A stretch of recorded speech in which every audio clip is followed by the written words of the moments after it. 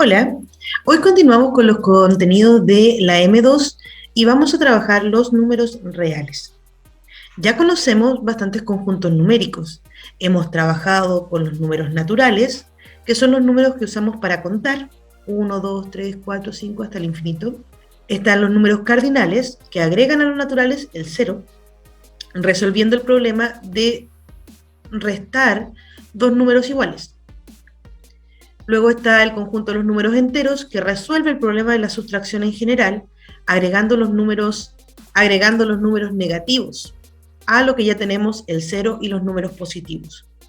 Y lo último que vimos fue nuestro gran conjunto de los números racionales, que agrega todos los números que se pueden escribir como fracción. Es decir, agrega todas las fracciones, además agrega todos los decimales finitos, infinitos periódicos e infinitos semiperiódicos, y los números mixtos. Y también vimos en la última clase que existe un conjunto que está fuera del conjunto de los números racionales, que son números decimales infinitos no periódicos. Y estos los llamamos irracionales. ¿Okay? Bueno, el conjunto de los números reales incluye todo esto. Es decir, cuando hablamos de trabajar en los números reales, hablamos de trabajar con todos los números que ya conocemos. Por lo tanto, lo que vamos a hacer en esta clase es más que nada dar algunas generalidades de lo que se cumple en los números reales cuando juntamos racionales e irracionales. Pero cuando hablamos de operatoria con números racionales o de problemas con números reales, estamos hablando de problemas con todos los números que hemos visto anteriormente, o ejercicios con todos los números que hemos visto anteriormente. Por lo tanto, este es como un englobe de todo lo que hemos hecho hasta ahora en el eje de números. Veamos entonces lo que es el orden en los números reales, ya cuando tenemos que ordenar números donde se encuentran números racionales e irracionales. Porque obviamente ya sabemos ordenar en ambos conjuntos, así que vamos a ordenar ahora cuando tenemos la combinación. Entonces hay dos métodos. Uno es la aproximación. La aproximación me sirve cuando los números son diferentes, ¿sí? Cuando son diferentes en sí o cuando tengo números irracionales en símbolo. En ese caso necesito aproximar y poder ordenar. Por ejemplo, si tengo que ordenar pi, 2pi, 3, 7, raíz de 2 y 3,17 periódico de menor a mayor. Aquí combinamos números racionales e irracionales. Entonces tengo que aproximar. Yo sé que pi es más o menos 3,14, así que lo vamos a aproximar a 3,14. 2pi sería el doble de esto, por lo tanto sería más o menos 6,28. El 3 no es necesario aproximarlo, el 7 tampoco, pero la raíz de 2 es más o menos 2,41. Si se fijan, todo lo dejé con dos decimales, por lo tanto el 3,17 periódico lo vamos a aproximar igual con dos decimales. Esto sería 3,177777. Si lo redondeamos sería aproximadamente 3,18. Una vez que lo tenemos así, ordenamos. ¿Quién es el menor aquí? El menor de todos tendría que ser 2,41, que es la raíz de 2. Por lo tanto, ese es nuestro primer término. Después de eso, partimos con 3,14, que sería pi. Luego vendría 3,18, o sea, 3,17 periódico. Luego vendría 2pi y por último el 7. Y ahí estaría ordenado de menor a mayor, ¿sí? Raíz de 2, 3, pi, 3,17 periódico, 2pi y 7.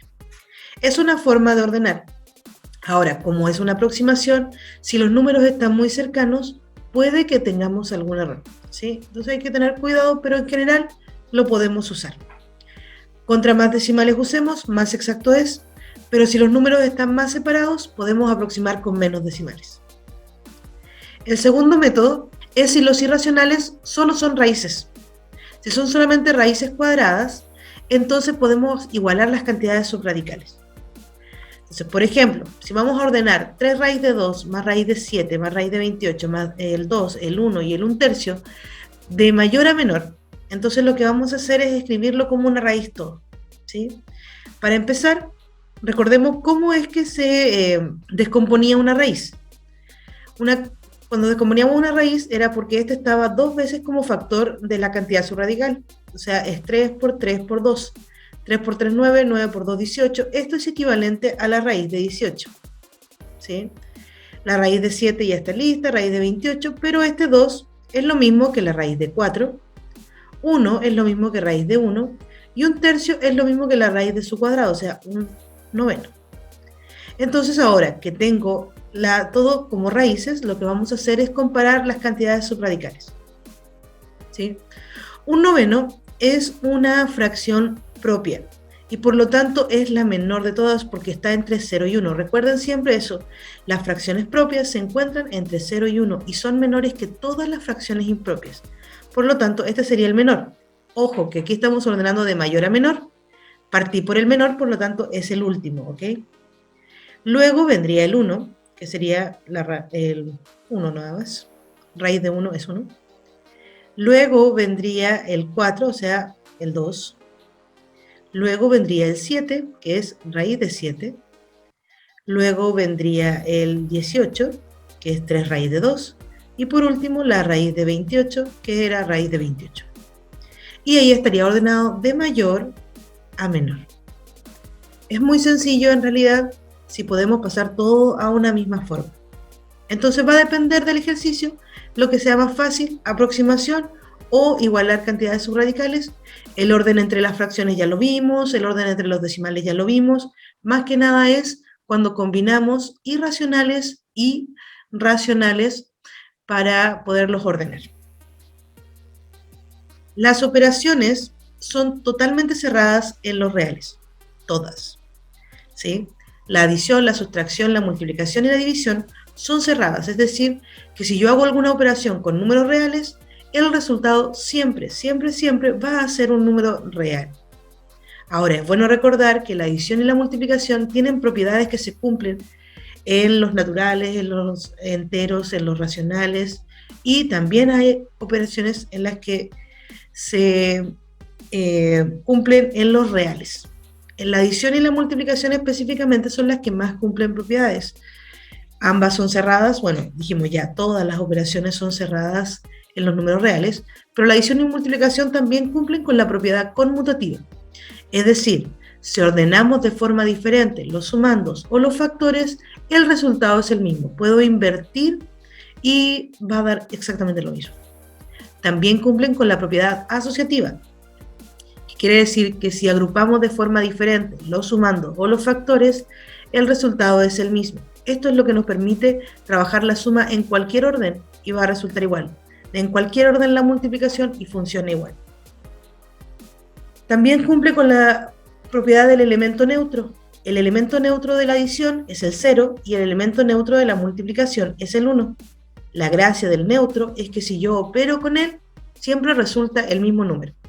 Si a un número le sumamos 0, siempre resulta el mismo número. Si un número lo multiplicamos por 1, siempre resulta el mismo número.